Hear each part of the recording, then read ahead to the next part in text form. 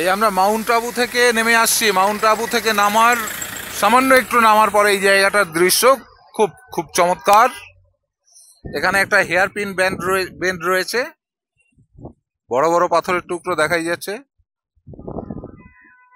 আর দূরে পুরো আরাবল্লী রেঞ্জ, পাহাড়ের মাথায় বাড়িঘর, খুব চমৎকার। চারিদিকে গাছগাছালিতে ভরা, অসাধারণ একটা সৌন্দর্য। আরাবল্লী সব জায়গায় রয়েছে। ওদিকে ওপরে মেঘ, বৃষ্টি হচ্ছে।